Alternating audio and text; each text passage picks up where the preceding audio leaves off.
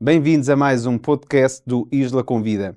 Hoje é a nossa convidada, Mafalda Anjos. Ela que é um rosto subejamente conhecido do nosso grande ecrã e que também se estreou recentemente como autora de um livro. E esse livro, Carta a um Jovem Decente, que nós aqui hoje vamos abordar. Mafalda, bem-vinda uma vez mais ao Isla Santarém e aqui ao nosso podcast, ao Isla Convida. Olá, obrigada Vasco, é um gosto estar aqui convosco e vir ao Isla Santarém para falar um bocadinho do livro e de muitas outras coisas. Vamos ver para onde é que a conversa nos leva, não é? Exatamente. O que é que motivou a escrever este livro? Carta a um Jovem Decente. Houve algum episódio ou vários, ou algum contexto mais em particular? Ou também, se me permites, aqui o facto de seres mãe de 4 jovens, rapazes e raparigas, e também se isso de forma cumulativa e tendo em conta toda a tua experiência também profissional, não é? E também por defeito social, o que é que leva a escrever este livro? Tem sido um grande sucesso. Olha, digamos. foi um misto de coisas. Realmente eu tenho 4 filhos e falo disso publicamente, o que é uma empreitada, não é? E quando a minha filha mais velha, que tem agora 22 anos, fez 18 anos, eu escrevi-lhe uma carta. E senti que devia escrever uma carta porque achei que havia um conjunto de coisas que me inquietavam, que me faziam pensar, a mim, adulta, e imaginei que também a inquietassem a ela e também a devessem fazer pensar. E no fundo escrevi-lhe uma carta assim longa, não era uma carta curta, uma carta mais extensa, mais elaborada. Foi o meu presente de anos nos 18. E era uma carta com considerações um pouco sobre a vida, sobre o que é que andamos todos por cá a fazer e sobre o ar do tempo. E eu digo que foi um misto de coisas porque achei que era necessário falar sobre o ar do tempo porque o ar do tempo está inquietante, Vasco. Eu acho que nós vivemos O ar do tempos tempo, muito... o estado das coisas. O estado também. das coisas, este zeitgeist, os alemães têm esta palavra, eu andei na escola alemã e gosto desta expressão de zeitgeist, é isso, não é? O ar do tempo que é a forma como o ambiente geral da sociedade, que em Portugal e no mundo inteiro, e que é um bocadinho mais desafiante e mais desconcertante do que era quando eu fiz 18 anos. Exato. E eu fiz esse exercício, como é que era a tua vida e o que é que tu tinhas de perspectivas quando fizeste 18 anos? Pensei eu para mim, antes de começar a escrever aquela carta. E nesse tempo, eu tenho 50 certinhos, nesse tempo, quando eu fiz 18, o mundo estava no caminho que só podia ser fantástico. Tinha caído o Muro de Berlim, as guerras estavam a terminar e parecia que tinha-se encontrado uma paz perpétua, pelo menos na Europa e nas sociedades ocidentais. O capitalismo democrático estava a impor-se como solução organizativa, digamos assim, nas sociedades e nas economias. Portugal estava a conhecer um ambiente assim de expansão, mundo, de crescimento rápido, era cavaquista, não é? A abertura depois do 25 de Abril e estava a chegar-nos tudo de lá de fora, estávamos em franco desenvolvimento e, portanto, tínhamos tudo, tínhamos desenvolvimento, tínhamos paz, tínhamos boas perspectivas de empregos, de negócios, essas coisas todas.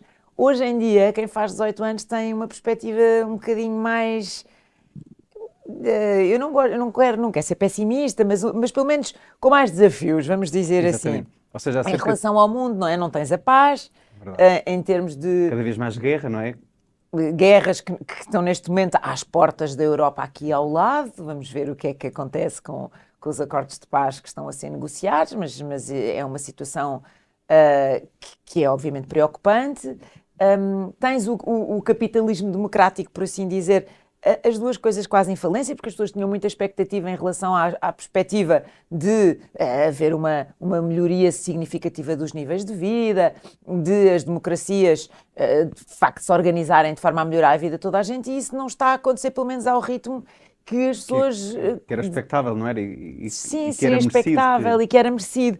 E, portanto, surgiu este sentimento de ressentimento, de frustração, com o que tantas democracias como o capitalismo oferecem, e isso está a gerar uma onda de descontentamento, de populismo, enfim, que está a causar efeitos por todo lado. Portanto, eu achei que havia um conjunto de coisas que era preciso debater e discutir e no fundo, passar como experiências de vida e como reflexões. Às vezes, e tanto na carta que escrevi à minha filha como neste livro que aqui tenho, eu não tenho conclusões, eu não tenho certezas absolutas, porque nós estamos aqui em tempos de indefinição e há um conjunto de coisas para as quais não há resposta. Mas, no fundo, pus no papel reflexões que são pistas para depois se aprofundar e se continuar a pensar sobre o assunto. Exato, porque falavas há pouco e bem, não é? Há cerca de 30 anos atrás, mais ou menos, quando se dá, não é que o início de uma grande e importante hegemonia, e nós, se repararmos aos tempos de hoje, e falando da minha idade, tenho 39, quase 40, há um pouco aquela questão clichê, não é? O que todos nós dizemos, bom, quem me dera ter a idade que tenho hoje, não é? Aliás, ter agora 18 anos ou 20 Sim. e saber o que sei hoje, aliás. E eu, sinceramente, digo, não sei se queria fazer parte desse grupo, ou seja, saber o que sei hoje e ter agora 18, 20 anos, porque eu acho que também não é fácil para esta juventude, não é? A partir dos 16, 18, 20, eu acho que também não é fácil. Não só, por um lado, terem uma certeza muito clara, muito direta do que é que querem ser, entre aspas, quando forem grandes, não é? Se sabem o que é que querem, porque é que querem. Hoje em dia também nós assistimos, portanto, todas estas movimentações e também flutuações. Portanto, eu diria que também não é fácil para estas novas gerações. E sabes que eu acho que o caminho faz-se caminhando e faz de tentativa e erro, não é? Às vezes nós temos ideias muito concretas sobre o que é que queremos para o nosso futuro e há pessoas que são muito delineadas e Obstinadas não é? organizadas, obstinadas, quero isto, dá os tantos anos vou estar aqui, depois vou estar ali e tal. E depois o que eu costumo dizer é que depois a vida acontece não é nos intervalos em que estamos a fazer os planos e impõe-se. E eu, por exemplo, na minha vida tinha algumas ideias feitas que depois a vida veio a mostrar que estavam erradas e que não era por aí o caminho. Por exemplo, eu estudei Direito, Ciências Jurídico-Políticas e queria muito ir para a área da política, queria experimentar jornalismo, fiz advocacia, portanto tenho a cédula suspensa na Ordem dos Advogados, mas fiz todo esse processo. Queria experimentar jornalismo e queria tudo menos economia, porque achava que economia, pronto, essa coisa dos números, boring, não é? Não, essa coisa dos números e tal, não, eu quero é grandes conceitos, salvar o mundo, política e tal. E depois tive uma oportunidade de trabalhar na área da economia e tive 10 anos na economia, foi a melhor coisa que me aconteceu, porque me deu umas bases. Jamais esperavas, não era? E não esperava e achava que não queria aquilo para a minha vida. E de facto, às vezes, as coisas vão acontecendo e é deixar um pouco fluir e, sobretudo, aproveitar e apreender e tirar o melhor das oportunidades que vão surgindo. Eu agora olho para trás e penso como foi importante aquele percurso, porque para hoje fazer comentário político é muito importante saber do que falo quando falo de matéria económica, quando falo de orçamentos de Estado, quando falo de Bolsa, quando falo de empresas e aprendi isso tudo, estudei, tive que estudar e que ir aprofundar conhecimento. Portanto, às vezes não vale a pena fazer assim planos muito fixos e muito deterministas. Exato. Depois a vida encarrega-se de nos ir planeando ou replaneando. Ou seja, este é o novo livro, porque o formato de carta deu-te uma outra liberdade de escrita, surge também um pouco numa ótica de manifesto, porque a carta, já percebemos, enfim, não é? Um bocadinho o mote terá sido a carta que escreveste, portanto, para a tua filha mais velha, e ainda assim manteste, não é? Carta, não é? Porque dou-te aqui outra liberdade. Eu gosto muito do formato epistolar, gosto desta coisa de estar a escrever, não para um conjunto indeterminado de pessoas que não sabes exatamente quem são. Mais personalizado, é isso? Mas estás a escrever para alguém. Okay. E com, se quiseres, até mesmo o carinho e a intimidade que escreveria se estivesse a escrever diretamente para uma pessoa concreta. E ao longo dos tempos tivemos muitos livros históricos de referência que são cartas. Gostei e gosto disso, sei lá, por exemplo, Memórias de Adriano. É um livro que não tem carta no nome, mas é um livro do imperador que estava às portas da morte e que era o imperador Adriano, e que escreveu uma carta ao seu sucessor, que era jovem, a contar episódios da sua vida. Este é um dos livros da minha vida que eu adoro e que acho assim absolutamente imperdível, porque foi escrito pela Marguerite Yourcenar, super nova, teve depois anos e anos, começou a escrever muito nova, teve anos a fazer aquilo, e é de uma profundidade, de uma densidade, e é uma carta, e há muitas outras coisas, carta a um jovem poeta, do Rainer Maria Rilke, sei lá, coisas deste género, carta a um jovem jornalista, que o Juan Luís Cebrián escreveu para os jornalistas. há muitos livros nesse formato e eu achei que era um formato que resultava bem. E como de facto tinha uma carta real para os meus filhos subjacente, acabei por manter este formato. Depois, quando o meu filho número 2 fez 18 anos, eu escrevi outra carta e, sendo ele rapaz, e é curioso, eu escrevi uma coisa com um conteúdo um bocadinho diferente. E eu fiz esse exercício de pensar, mas porquê é que estás a fazer uma coisa diferente? Por ser rapaz, não só, mas também, dado uns anos depois, não é? Mais novo, já também vês o mundo de outra forma. Uma boa pergunta às duas coisas outra vez, estamos alinhados, porque, por um lado, por ser rapaz, e eu perguntei, mas então estás a fazer uma carta diferente para um rapaz e uma rapariga? Hoje em dia és uma defensora da igualdade, como é que isso é outro possível? tema, não é? Exatamente. Mas o mundo ainda não está profundamente igual para um e para outro. E na carta que escrevi à minha filha, que foi a primeira, eu falava um pouco disso, sobre o facto dela ainda ter que chegar à frente e se pôr, se quiseres, em bicos de pé de vez em quando para sobressair, para se fazer notar, ter que provar ainda um pouco mais do que se calhar outros homens, colegas em vários meios por onde possa passar. E, portanto, eu tinha ainda um discurso sobre, ok, os direitos estão assegurados, mas há aqui, por exemplo, em termos de salários, em termos de acesso a cargos de hierárquicos superiores, tudo isso ainda é um caminho que falta percorrer. E eu falava-lhe disso. Para o meu filho não precisei de explicar isso, precisei de explicar o contrário, que é, este caminho também tu tens que fazer, ou seja, o feminismo não é um tema só das mulheres, é um tema das mulheres e dos homens e, portanto, tens que fazer trabalhar nisso e não deixar isso só para as mulheres. Mas o mundo também tinha mudado, porque, entretanto, tinha começado a guerra da Ucrânia, toda a pandemia e as lições da pandemia, e isso fez-me, enfim, pôr ali, assim, algumas outras coisas naquela outra carta. E pronto, aqui, obviamente, que é uma coisa unissex, vamos dizer assim. Se bem me recordo, portanto, tens os teus 4 filhotes, portanto, são 2 casais, não é? Pelo que vou acompanhando nas redes. Portanto, tens depois o outro casal mais novinho. São 3 seguidos. E isso há uma terceira e uma quarta carta, não? Não. São 3 seguidos e depois a mais nova tem 11 anos. Bom, essa parte Mas deve ser engraçado, não é? A tua mais nova, eu às vezes acompanho também os teus posts nas redes sociais e tens esse lado também muito partilhável, não é? Digamos assim. E é curioso, às vezes, noutra publicação tua, pode ser impressão minha, agora vais corrigir-me, não é que escrevas de forma diferente, mas também é muito bonito de se ver a forma como, não é? De vez em quando partilhas aquilo que é a idade dela, a geração dela, é engraçado. E também alguma sensibilidade. Eu recordo-me uma foto que tinhas. Eu sei que, quer dizer, para além de todas as tuas, mas aquela em particular, creio, até gerou, se calhar, um bocadinho mais likes do que a média, que era um cão vosso família, não é? Recorda-me. Que nós adotámos, fomos buscar um canil. Dela ter esse lado muito também, não é? É muito curioso isso, porque... Protetor dos animais, ou seja, de cuidarmos de tudo, que não seja só, não é? Os seres humanos racionais. Mas eu lembro-me dessa tua partilha. É engraçado porque esta geração mais nova, que são completos nativos digitais, tem uma sensibilidade diferente. E estes temas, por exemplo, da igualdade de género, são temas que estão mesmo muito incrustados neles. Eu lembro-me desta minha filha mais nova, que tem 11 anos, eu brincava, comecei ali aos 6 anos a brincar, a chamar-lhe mini ativista em família, naturalmente. Porque ela era muito atenta a estes temas. Defensora, super. Absolutamente, e era mínima. Ou seja, dava umas lições lá em casa, era isso? Sim, eu fui, ela tinha 5 anos e eu fui passear em Lisboa, passei no Padrão dos Descobrimentos. E ela perguntou-me, mãe, o que é aquilo?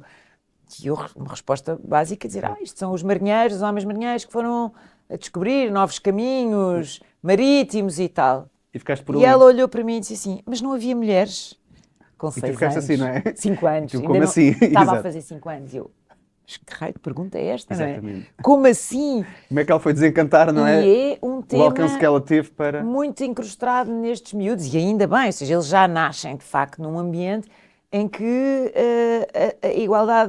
a desigualdade não é admissível, como é muito sensível a estes temas, se quiseres, das minorias, dos mais desfavorecidos, também tem a ver com o seu feitio pessoal. Os meus outros filhos não são tanto, mas eu acho que esse lado é engraçado. Agora, são miúdos que têm este mundo digital muito presente e isso tem coisas boas, mas depois também tem Outras coisas bocadinho más. É menos. um tema em minha casa, o acesso que ela deve ter às redes Exato. sociais e neste momento não tem nenhum porque eu não deixo, não é? Blindas, claro. Blindo e sou bastante rígida nisso porque acho de facto que os malefícios são, apesar de tudo, maiores do Ou que muito os maiores, não é? benefícios, sim.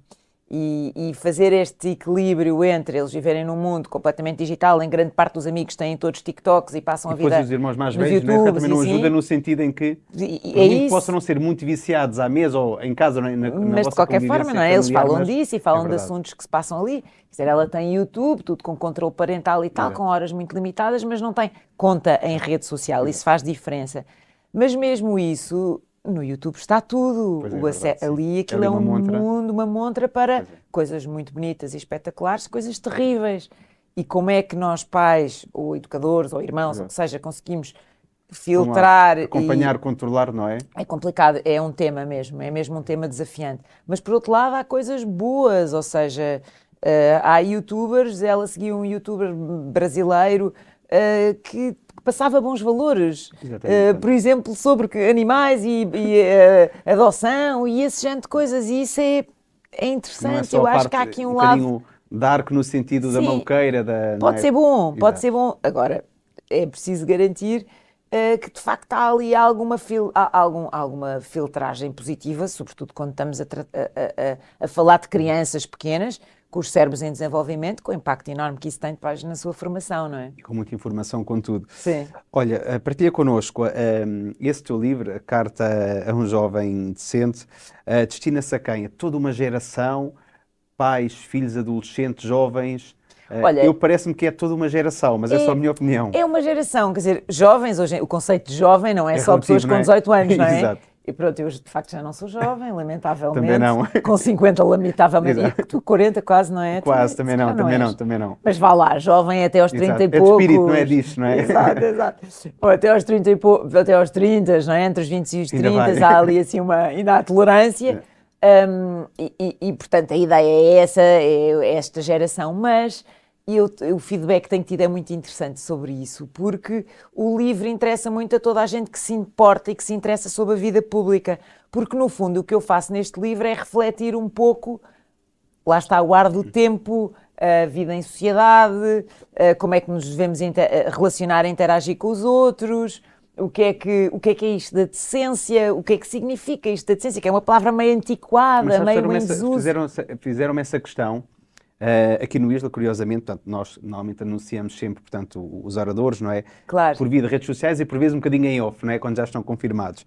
E é curioso, quando eu falei do nome do teu livro, houve alguns que me puxaram, professora, isso o que é isso ser um jovem decente? Portanto, se há jovens ou um jovem decente, há de haver o contrário. E eu também, olha, deixem curiosidade para dia Para a 2 de dezembro. conversa. Exatamente, sim. Sim, o título é provocador, não É é? verdade, sim. A ideia de jovem Mas decente também não fazias por menos, não é? No é, sentido em que, não é? Para ser aqui também um apelo e é uma isso. O reflexão. título foi. Eu comecei sempre com este nome de guerra para fazer o livro.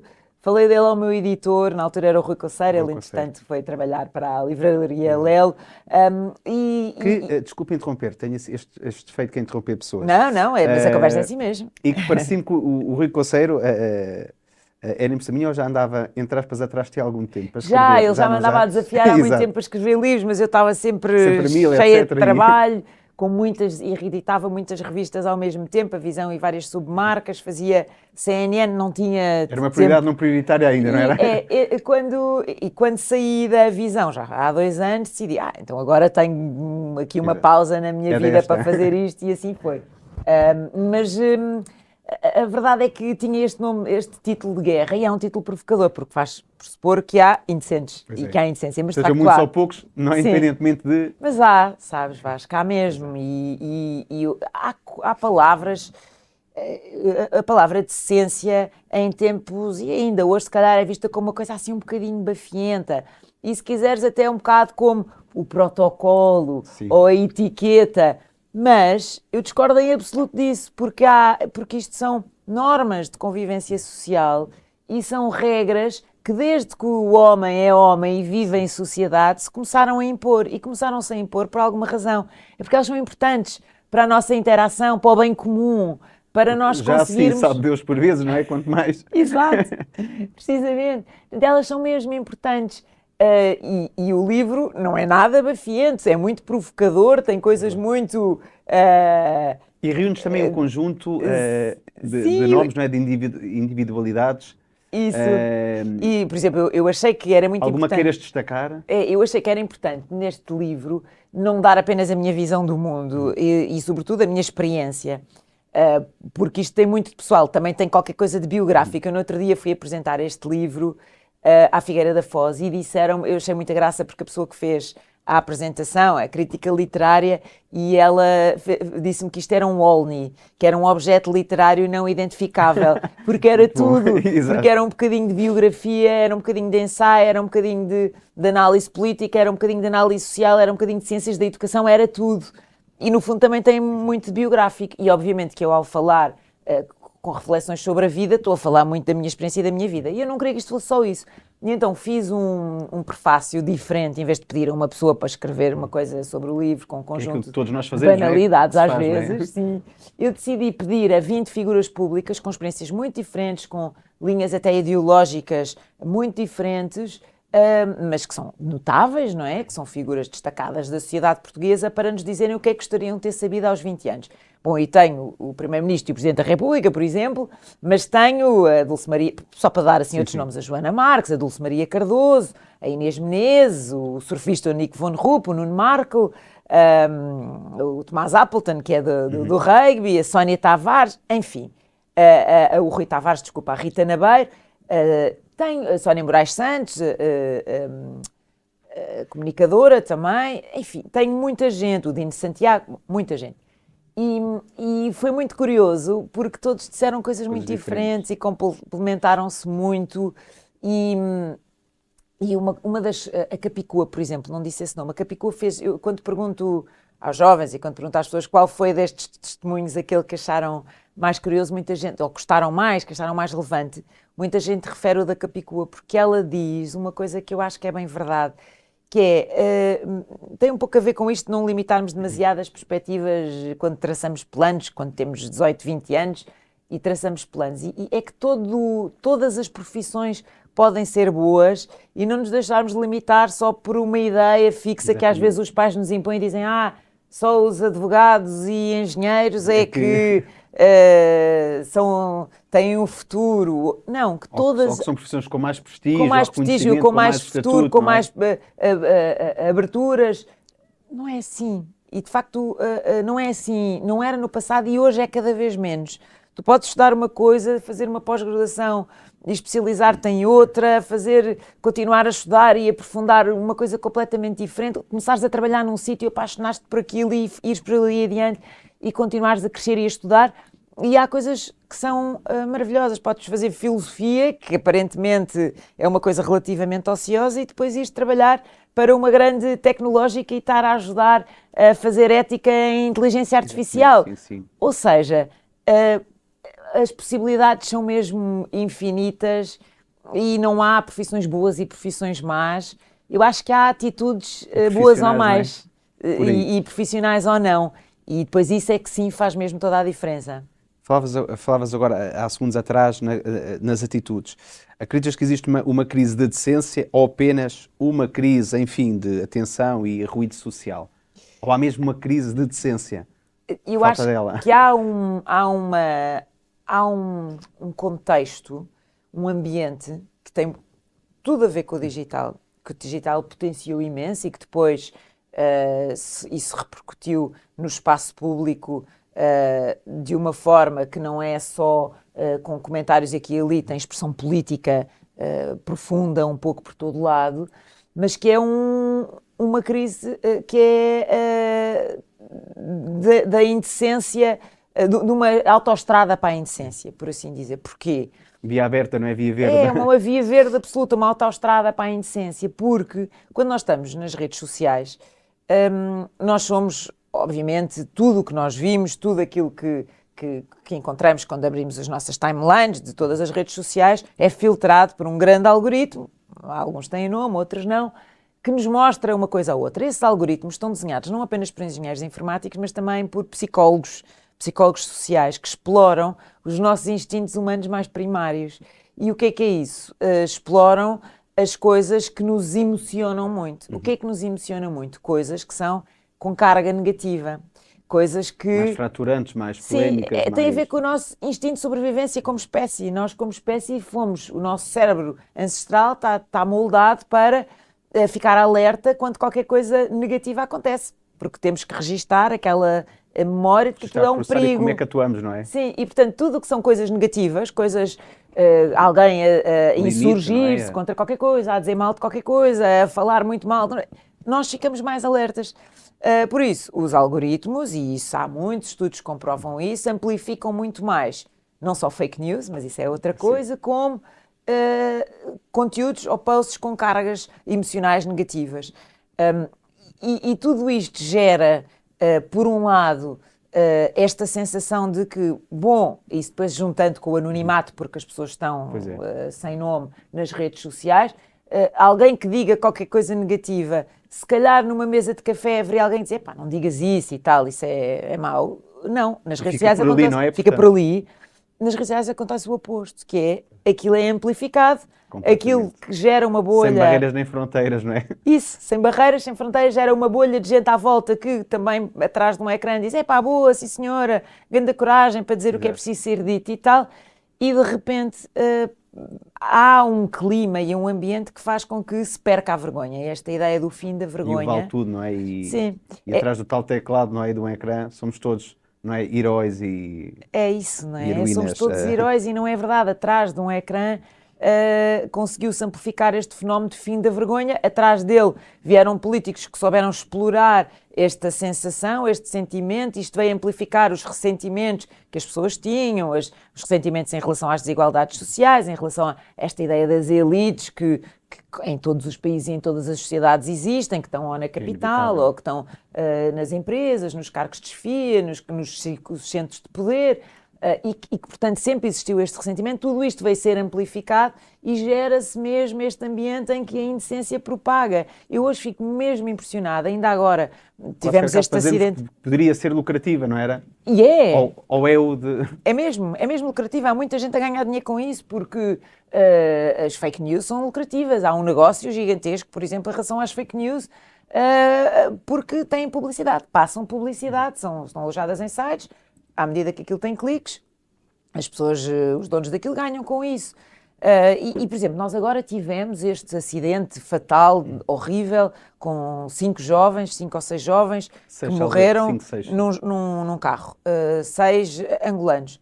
O tipo de conteúdos e documentários que eu vi em relação na partilha daquelas notícias e em resposta àquelas notícias, acho que é uma coisa de uma indecência chocante. Falta de humanismo, tudo, não é? Absoluta, porque como é que é possível ver pessoas tão abertamente a publicarem na morte, numa tragédia absoluta, conteúdos do mais elementar e primário racismo e xenofobia, uma coisa mesmo muito horrível. Ou quando não é racismo e xenofobia, é por outras questões, estou-me a lembrar, aqui uma notícia que, enfim, eu acho que assolou um bocadinho o país, não é?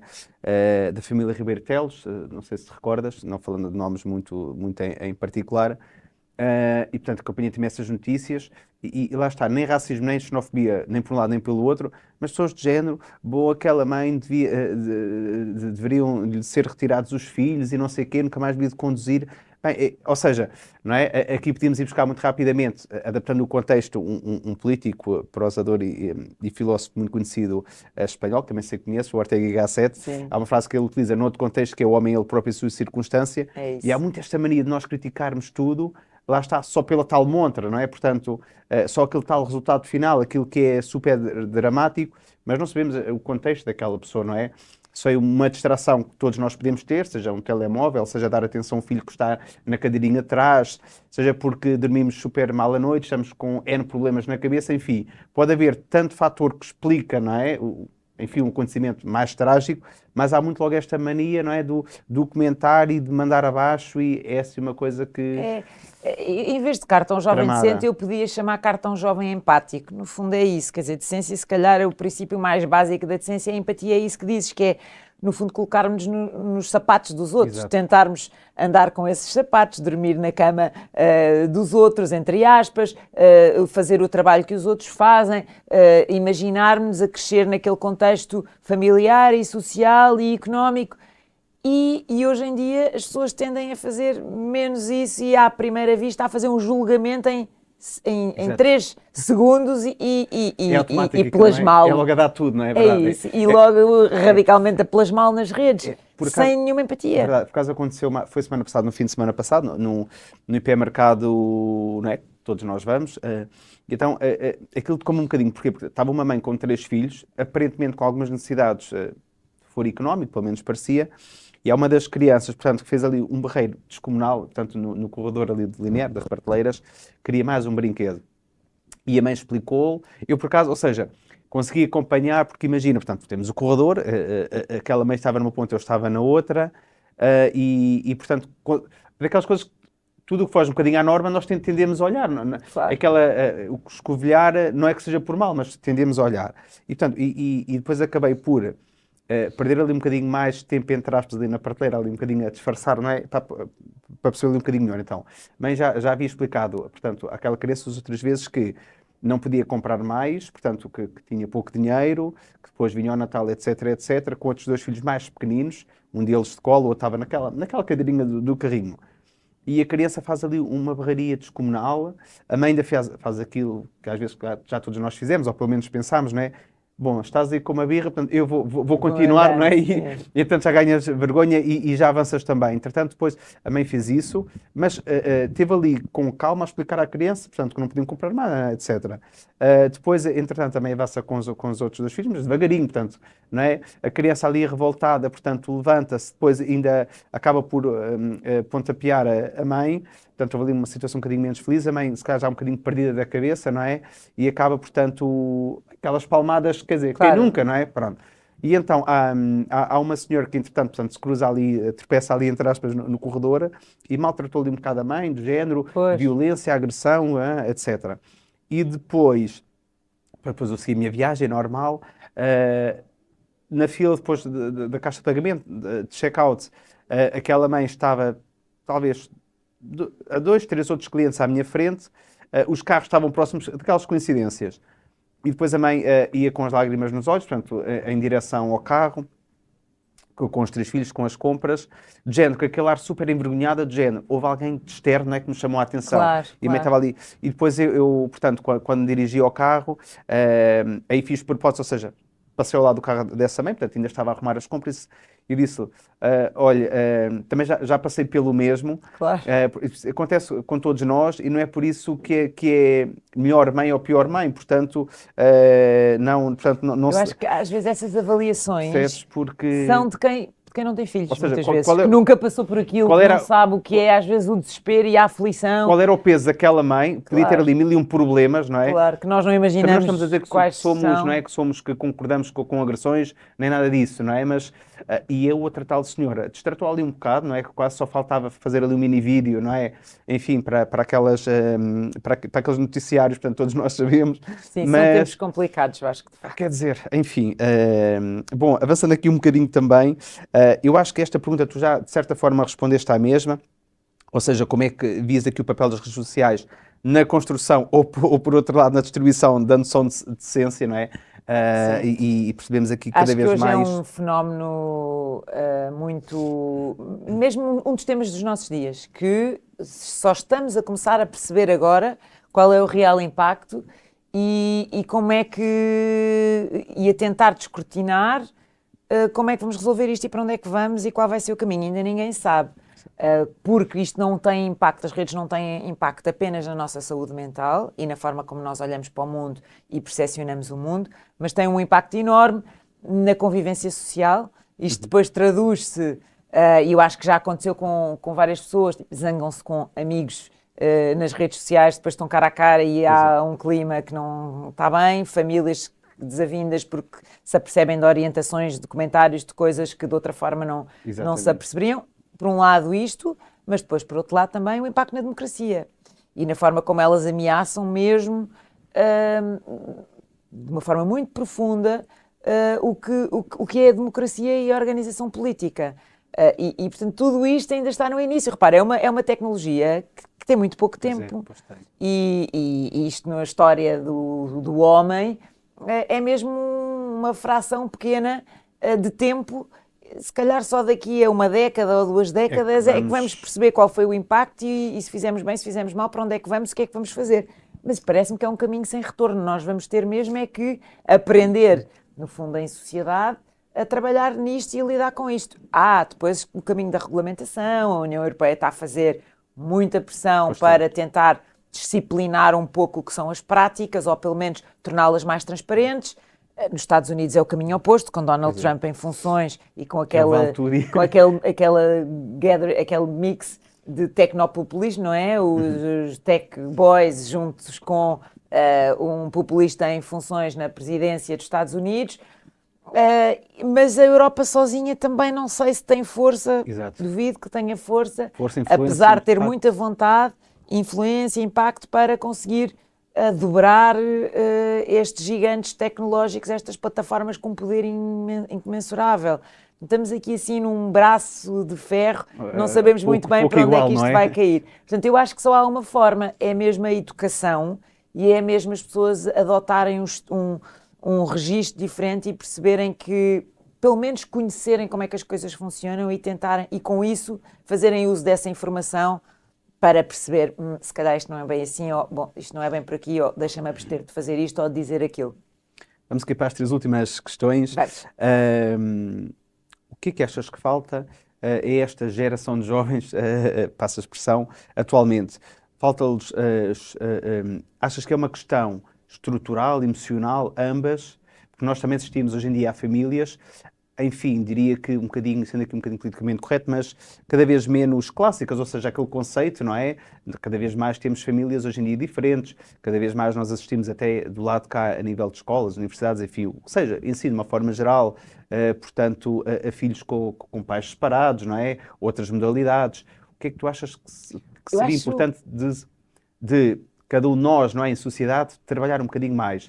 Eu acho que esta geração é espetacular, tenho que dizer. Acho que tem coisas ótimas. Eu não sou nada daquelas pessoas que olham para trás. Muito nos ensinam, é verdade. Imenso. Sim. Eu aprendo imenso. Há uma coisa fabulosa que esta geração tem, dos mais jovens, que é, olham para o mundo todo como o seu espaço natural. De forma descomplicada, não é? Super descomplicada. Para nós, as fronteiras eram coisas que eram muros, não é? A ideia de vamos sair dali ou vamos mudar de cidade. Não, eles olham para o mundo inteiro como o seu espaço natural. Têm um acesso à informação, uma abertura de cabeça para ir buscar coisas e informação e viajar fisicamente ou não, ou virtualmente para todo lado. E até uma dose de descontração, não é? Absoluta. Tem outra coisa que eu acho ótima, tenho que dizer isto, que é uma percepção muito grande entre o que deve ser o tempo de trabalho e o tempo da vida pessoal. E nós éramos, a minha geração era muito assim, se calhar a tua também, absolutos workaholics. Nós só vivíamos para trabalhar quando começávamos a trabalhar aos 20 e poucos anos. Sim, é verdade. E às vezes, isso... Também nos incutiram muito isso, não era? Eu lembro-me disso. Isso era 100% incutido, os yuppies, temos de trabalhar, para que dormir, mas é trabalhar 20 horas por dia, noitadas, não sei o quê. E isto gerou pessoas com problemas de saúde mental, obviamente, com ansiedade enorme, depressão, porque a vida de facto não é só isso, Vasco, não é? A vida não é só isso, é preciso saber equilibrar as coisas. Esta geração faz isso melhor do que nós e eu às vezes penso que também nos obriga a nós, que aprender, não é? Sim, nas empresas isso acontece muito, que é os agora novos... da guerra de talento, não é? Da dificuldade de os novos contratar. Chegam e dizem, então, mas como é que é? Isto não é bem assim, não, mas o meu horário são 8 horas e se eu posso, se ninguém morre, se eu posso acabar isto amanhã é assim, eu vou acabar isto amanhã. E repara, isto está a ensinar os mais velhos que há aqui um compromisso mais equilibrado que deve ser feito. Então acho que isso é ótimo.